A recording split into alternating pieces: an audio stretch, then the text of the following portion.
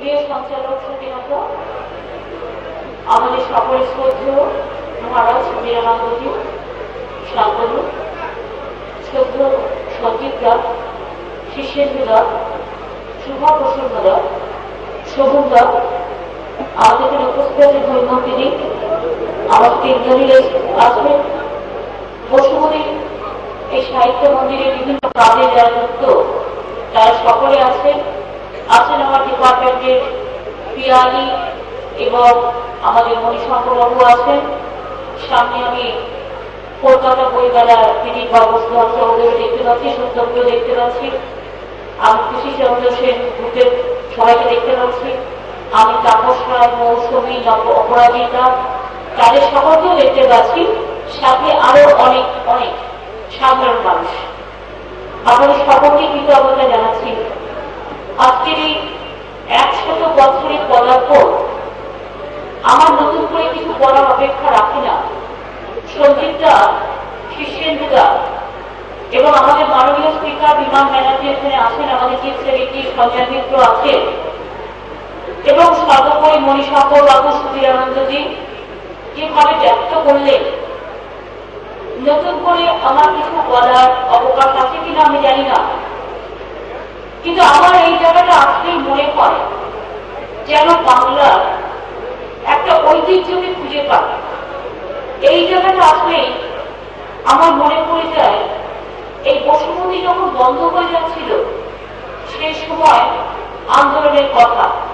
এই রাস্তার উপরে দাঁড়িয়ে এক সময় সর্বজিৎ আর বেঁচে নেই, সর্বজিৎ মারা গিয়েছেন, আমি খোঁজ নিয়েছি এবং আমাকে আশিস অমবাবু এবং আশিস অমবাবু এবং বিমানবাবু যারা আছেন সহ আমার সমস্ত এমপ্লয়ি ভাই বোনেরা যারা আছেন, তারা যেদিন খুব দুচোখে জল খেয়েছিলেন সেদিনের জায়গায় কখনো আমি, কখনো শোভনদা, কখনো কুন্দেন্দুদা, কখনো জোলা, কখনো তাপস, কখনো সুদীপদা, কখনো পার্থ চট্টোপাধ্যায়, আমরা প্রায় প্রায় আসতাম এবং এই ভেতরে ঢোকার সংখ্যা করা হয়েছিল।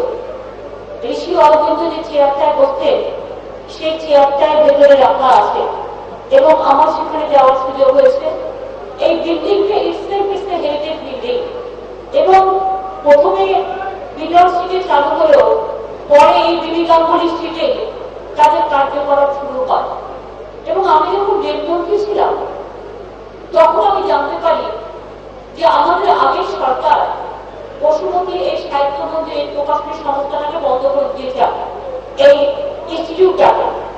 তখন আমি কোনো উপায় না দেখে কি করে ঘরে বাঁচাতে হবে, কি করে বাঁচাবো, তখন আমি আউট অফ দ্য ওয়েতে গিয়ে রেলের থেকে একটা চিঠি দিয়েছিলাম স্টেট গভর্নমেন্টকে, যে এটা আপনারা ছিলেন তো তখন, চিঠি দিয়েছিলাম যে আমি রেল থেকে এটাকে টেক ওভার করতে চাই।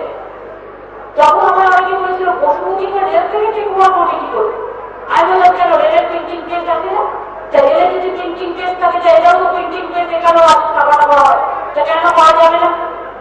তখন রাজ্য সরকার আমার সাথে মানেনি, কিন্তু যাই হোক আমি চেষ্টা করেছিলাম, আমি বন্ধ হতে দিতাম, এটা আমার টার্গেট ছিল।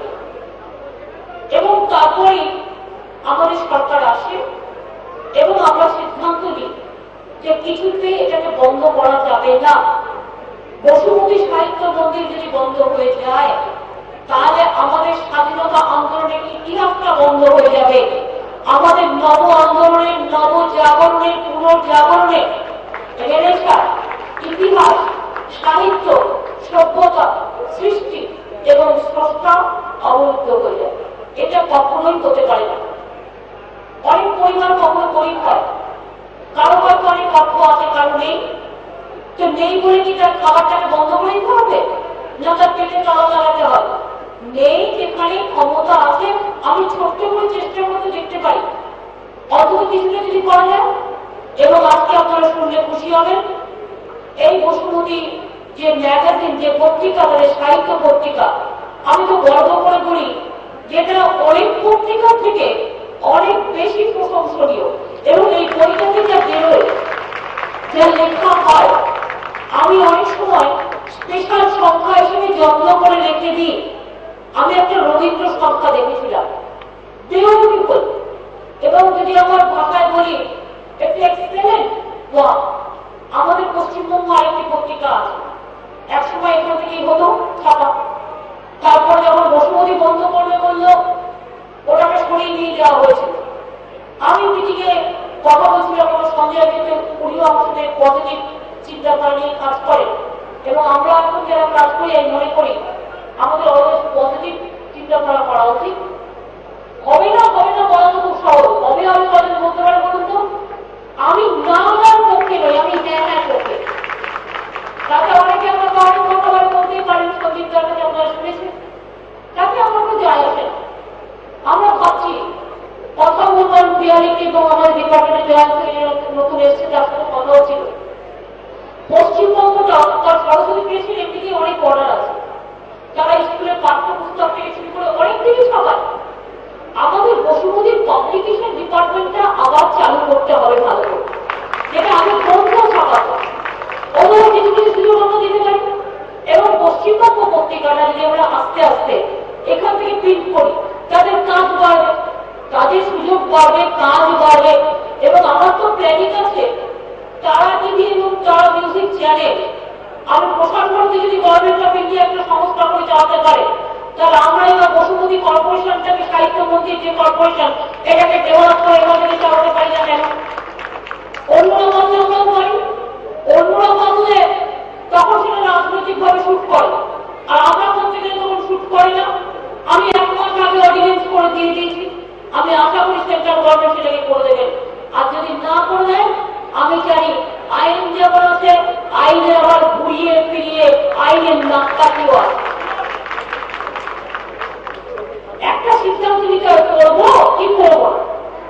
যদি মনে করি করবো, কি করে করবো বের করে নিতে পারবো। আর যদি কেউ মনে করে করবে না, সে করতে দেবে না, তো তার জন্য I can't wait life long. কিসের জন্য আমাদের লাইফ লং ওয়ার্ক করতে হবে? এই যে আমার বসুমতীতে যারা কাজ করছেন সিনিয়র কর্মীরা আজকে এখানে এসছেন, মিনিমাম একটা রেসপেক্ট তাদের গলা একটা উত্তরীয় করিয়ে দিয়ে বলুন তো, এটার মধ্যে যে মাধুর্য আছে, এই মাধুর্য ডায়মন্ডের হাট করলেও নেই। এই উত্তরীয়টা তাদের জীবনের সম্পদ। আপনি সঞ্জীবদা, শীর্ষেন্দুদা, সুভাদা, মণিশঙ্কর বাবু এখানে এসছেন, এবং রামকৃষ্ণ আমাদের বেলুর মঠ থেকে মহারাজ সুবিরানন্দজি বা শান্তনু মহারাজ সকলে এসছেন। কৈমন্ত্রী একটা শ্লোক উচ্চারণ করলেন, ইন্দ্রনীলরা আমার সাথে এসছেন। মনে রাখবেন, এই পশুপতির আজকে এই প্রোগ্রামটা যদি আপনারা আমাদের বলেন it's emotion, yes it's emotion. যদি বলেন এটা আমাদের ইলিউশন, ইয়েস ইটস ইলিউশন। আর যদি বলেন আমরা এই প্রোগ্রামে এসে আজকে গর্ববোধ করছি, হ্যাঁ গর্ববোধ করছি, কারণ এটা গর্ব করার জায়গা। এই জিনিস কখনো পুড়িয়ে যায় না। রামকৃষ্ণ পরমহংস কখনো পুড়িয়ে যেতে পারে? সারদা মা পারে পুড়িয়ে যেতে? স্বামী বিবেকানন্দ পারে পুড়িয়ে যেতে? রবীন্দ্রনাথ ঠাকুর কখনো পুড়িয়ে যেতে পারে? না নজরুল পারে, না দেশবন্ধু পারে, না বিবেকানন্দ মুখোপাধ্যায় পারে, না কালিমবাবুও পারে? পারে না। মনে রাখবেন, এই বিল্ডিংটা পায়ের তুলিতে ধন্য হয়েছিল রামকৃষ্ণ থেকে শুরু করে, স্বামী বিবেকানন্দ থেকে শুরু করে, ঋষি অরবিন্দ থেকে শুরু করে সবার পদগুলি ধন্য। তাই তো এটা একটা পূর্ণতম জায়গা, এটা পূর্ণতম জায়গা, একটা হেরিটেজ। তাই আমরা চাই বসুমতী সাহিত্য মন্দিরের যে প্রকাশনা, তাদের যে প্রকাশ, তাদের যে 100 বছর পূর্ণতারা করছেন গর্বের সাথে, আরো এগিয়ে যাবে। পুরাতনরা একদিন চলে যাবে, নতুনরা আসবে। যারা আছেন তাদের আমি বলবো আরো ভালো করে কাজ করতে হবে, এগিয়ে নিয়ে যেতে হবে। তারা এগিয়ে গেছেন, এবং এখনকার জগতের সাথে পাল্লা দিয়ে ভিশন তৈরি করুন, প্ল্যান অফ অ্যাকশন তৈরি করুন। আরো কি কি করতে পারে, আরো কি কি করতে পারে, দেশের হেরিটেজ গুলোকে কি করে রক্ষণাবেক্ষণ করতে পারেন। একদিন আমাকে বলছিল সুভাদা যে জায়গাটা ছোট হয়ে গেছে, আর জায়গাটা ছোট হয়েছিল কি হয়েছে, জায়গাটা ছোট হৃদয়টা অনেক বড়। আমি একটা ছোট জায়গায় থাকি, কিন্তু আমি মনে করি ওটাই আমার বড় মন্দির। যে মন্দির, যে মসজিদ, যে গুরুদ্বারাতে গির্জায় মানুষের পদধূলি ধন্য হয় সুন্দরভাবে, সার্থকভাবে, সেটাই তো মন্দির। সেটাই তো মসজিদ, সেটাই তো গুরুদ্বারা, সেটাই তো গির্জা। দেশের নেতা কেমন হয়? যে নেতার ইন্ডিভিজুয়াল কোন রিলিজিয়ান থাকে না, তিনি for all caste, all creed, all religion, সকলেই চলব। মনে রাখবেন, একটা মন্দির, মসজিদ, গুরুদ্বারা, গির্জা এভাবেই তৈরি হয় যখন সেটা সকলকে আহ্বান করে, সকলকে গ্রহণ করে। তাই আজকের এই অনুষ্ঠানে আসতে পেরে আমরা ধন্য। এই অনুষ্ঠানে আসতে পেরে আমি জানি অনেক মানুষকে আমরা জায়গা দিতে পারিনি, তারা ফুটপাতেও দাঁড়িয়ে আছেন, জায়গাটা ছোট, কিন্তু তা সত্ত্বেও তারা দাঁড়িয়ে আছে। কেন দাঁড়িয়ে আছে? তারা পুরোনো দিনগুলোর কথা মনে করছেন, মনীষীদের কথা মনে করছেন, এই পথ দিয়ে কত মনীষী হেঁটে গেছেন তাদের কথা একটু মনে করছেন। একটু একটু বৃষ্টি পড়ছে, ঝড় ঝড় মনীষীর বাড়ি খারাপ, বর্ষাকাল, শ্রাবণ মাস, একটু তো বৃষ্টি হবেও। তার থেকেও মনে রাখবেন, আমাদের হৃদয়ের শ্রাবণ দিয়ে আমরা আজকে সমস্ত দুঃখ সম্পর্কে ধুয়ে দিয়ে নতুন করে বসুমতী সাহিত্য মন্দিরে বলতে চাই, আলোকের এই ঝর্ণা ধারায় ঘুরিয়ে দাও। এবং আমরা বলতে চাই, যতই ঝড় আসুক, তুফান আসুক, টর্নেডো আসুক, আইলা আসুক, সুনামি আসুক, বসুমতী সাহিত্য মন্দির বসুমতী সাহিত্য মন্দিরেই থাকবে। এখানে কোনোভাবে তাকে রোকা যাবে না এবং বন্ধ করা যাবে না। এখন তো অনেক বড় বড় কাগজ, বড় বড় চ্যানেল এসছে। স্বাধীনতা আন্দোলনে কিছুই ছিল না, দু একটা কাজ, কটা ছোট ম্যাগাজিন ছিল, তাই নিয়ে ইংরেজদের বিরুদ্ধে যারা লড়াই করতেন, ওইটাই ছিল তাদের pen is mightier than sword. এবং একসময় তো বসুমতী বন্ধ করে দেওয়া হয়েছিল। তারা এতটাই স্ট্রংলি কথা বলতেন, সে বঙ্গভঙ্গ আন্দোলনই বলুন, লবণ আন্দোলনই বলুন, সে 1919 সালের জালিয়ানওয়ালাবাগ হত্যাকাণ্ড বলুন, প্রত্যেকটা আন্দোলনে বসুমতী যে রোল প্লে করেছে, সেই রোলটাকে কেউ কখনো অস্বীকার করতে পারে না। এবং তাই যে উদ্দেশ্য নিয়ে বসুমতীকে বন্ধ করে দেওয়া হয়েছিল, সেই উদ্দেশ্যটা আজকে বিজয় হয়ে গেছে, এটা আমি খুশি। উদ্দেশ্য হোক এই প্রতিষ্ঠানটাকে বাঁচিয়ে রেখে আমাদের যারা নতুন প্রজন্ম, তাদের জানাতে হবে, তাদের জানাতে হবে, তাদের পুরাতন দিনগুলোকে ফিরিয়ে দিতে হবে। মনে রাখবেন, সভ্যতা সংস্কৃতি জাগরণের মৃত্যু হলে আমাদের মনের মৃত্যু হয়। আর সেটা যদি বেঁচে থাকে, আমরা দুদিন না খেতে পেলে মারা যায় না, কিন্তু আমাদের সংস্কৃতির মৃত্যু হলে আমাদের মৃত্যু হয়। সংস্কৃতির মৃত্যু যেন না হয়, সভ্যতার মৃত্যু যেন না হয়, ঐতিহ্যের মৃত্যু যেন না হয়। আমি এই রাস্তায় অনেক পলিটিক্যাল মিটিং করেছি, কিন্তু আমি এই রাস্তায় বসুমতীর হয়ে বসুমতী বাঁচাও কমিটির নামেও মিটিং করেছি। আজকে আমার খুব ভালো লাগছে, বসুমতী হাসছে, একটুই দেখতে চাই, এর থেকে বেশি কিছু নয়। আপনাদের এই অনুষ্ঠান এখন চলবে শতবর্ষ উৎসব, আপনারা আমন্ত্রণ জানিয়েছেন, দু একটি কথা বলার সুযোগ করে দিয়েছেন। আমি সবাইকে অভিনন্দন জানাই এবং বসুমতী যারা কর্মচারীরা আছেন তাদেরকেও বলবো, এই 100 বছরে ওদের একটা করে গিফট দেওয়া উচিত। কিন্তু এখন 100 বছরে যারা যারা কাজ করছে, অত ছোট্ট করে একটা ঘড়ি হলে একটা ঘড়িও দেবে। তারটাও নিয়ম হচ্ছে, আমি দেখেছি কোথাও কাজ করে, যখন একটা প্রতিষ্ঠান 100 বছরের পরে, আর ছোট্ট হোক তাতে কি আছে, স্মল ইজ অলওয়েজ বিউটিফুল, একটা কিছু কিন্তু দিতেই হবে। এবং এটা আমি পিয়ারিকে বলছিল যে একটা করে কিছু তৈরি করে বসুমতী সিম্বল দিয়ে, আগেকার লোগো দিয়ে একটা কিছু ওদের কাছে থাকবে, যেটা সিম্বল। আমি আপনাদের সকলকে ধন্যবাদ জানাচ্ছি, নমস্কার জানাচ্ছি, ভালো থাকবেন।